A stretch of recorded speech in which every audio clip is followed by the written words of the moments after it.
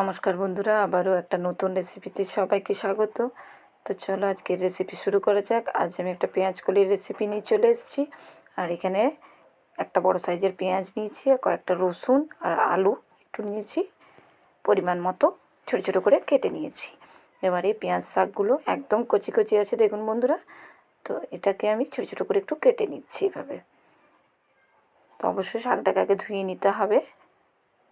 তো এভাবে একটু কেটে নিচ্ছি আমি ছোটো ছোটো করে। আর এগুলো আমাদের বাগানে হয়েছে, আর একদম কচি আছে শাকটা। তো এই শাকটা দিয়ে আজ আমি একটা রেসিপি তৈরি করে দেখাবো। তো আমি শাকটাকে ভালো করে ধুয়ে নিয়ে চলে এসেছি, কড়াইটাকে ভালো করে গরম হতে দিয়ে দিয়েছি। এবার এর মধ্যে আমি একটু সর্ষের তেল ব্যবহার করছি। রান্নাটা আমি সর্ষের তেলে আজ তৈরি করব। তো একটু সর্ষের তেল দিয়ে দিলাম। কড়াইটা এবার ভালো করে গরম হয়ে যাক। এবার এখানে ফোড়ন হিসাবে আমি 1 চামচ গোটা সর্ষে দিয়ে দিলাম, আর একটা শুকনো লঙ্কা। তো ফোড়নটা ভালো করে ভাজা হয়ে যাক। সর্ষেগুলো কিন্তু ছিটকে যাচ্ছে। তো এবার এর মধ্যে আমি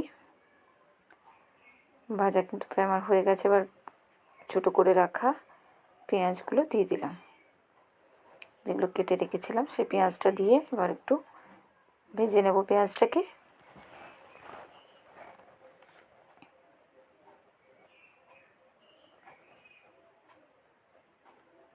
তো পেঁয়াজটা আমার হালকা কালার চলে এসছে পেঁয়াজের মধ্যে।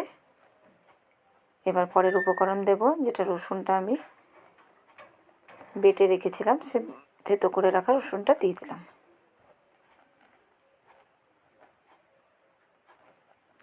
রসুনটা দিয়েও ভালো করে একটু ভেজে নিলাম। এবার একটা বড় সাইজের টমেটো ছোটো ছোটো টুকরো করে কেটে রেখেছিলাম, সেটা দিয়ে দিলাম।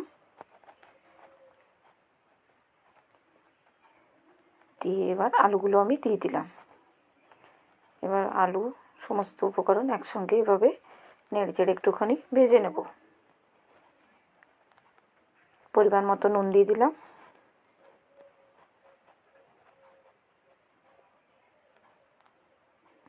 এবার এটাকে একটু সাইড করে নিচ্ছি। এবার এর মধ্যে একটু তেল দিয়ে দেবো আমি। আর এই কাজটা আপনারা অন্য জায়গাতে করেও নিতে পারেন, অন্যভাবে। তো আমি কড়াইয়ের মধ্যে একটু জায়গা রেখে করে নিচ্ছি।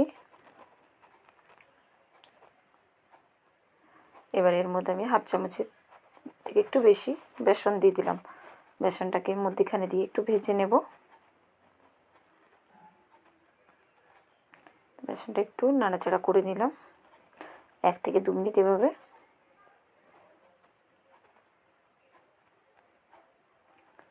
এবার সমস্ত আলুর সঙ্গে ভালো করে মিশিয়ে দেবো এভাবে।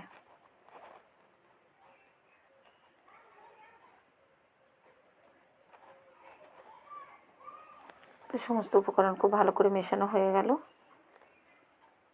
এর বেসন দেওয়ার কারণে তলায় লেগেও যেতে পারে, সেই কারণে আমি এখানে যে পেঁয়াজ শাকটা কেটে রেখেছিলাম সেটা দিয়ে দিলাম। দেওয়া মাত্রই কিন্তু খুব তাড়াতাড়ি কিন্তু এটা কিন্তু গলে যাবে, যেহেতু একদম কচি আছে শাকটা।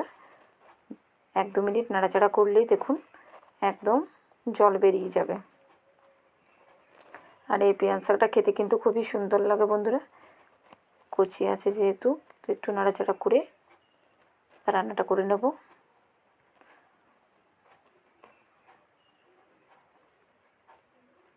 তো দেখুন কতটা জল বেরিয়ে গেছে এর মধ্যে থেকে। এবার এর মধ্যে আমি 1 চামচ জিরে গুঁড়ো দিলাম, আর পরিমাণ মতো হলুদের গুঁড়ো দিয়ে দিলাম।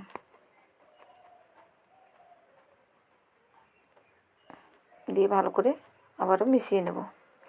এবার কাশ্মীরি লঙ্কার গুঁড়ো 1 চামচ দিয়ে দিলাম।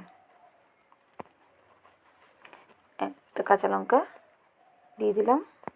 দিয়ে এবার খুব ভালো করে মিশিয়ে নেব। এবার বেসন দেওয়ার কারণে কিন্তু তলায় লেগে যাবে, তাই নাড়তে থাকতে হবে। খুব সুন্দরভাবে উঠে আসবে, কিন্তু কোনোভাবেই লাগবে না নাড়তে থাকলে। তলায় যেটা এখন লেগে আছে মনে হচ্ছে লাগবে না একদমই।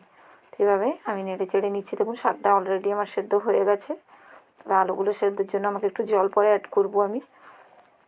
তো এখনও ভালো করে এবার মশলাগুলো একটুভাবে কষিয়ে নেব।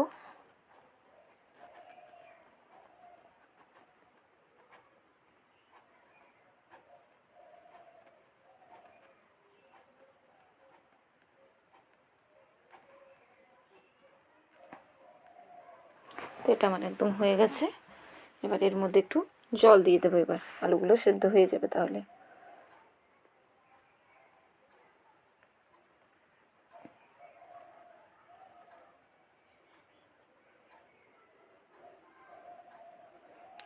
তো এবার ঢাকা দিয়ে এটাকে আমি একটু বেশ কিছুক্ষণ ফুটিয়ে নেব, তারপর ফিরে আসছি।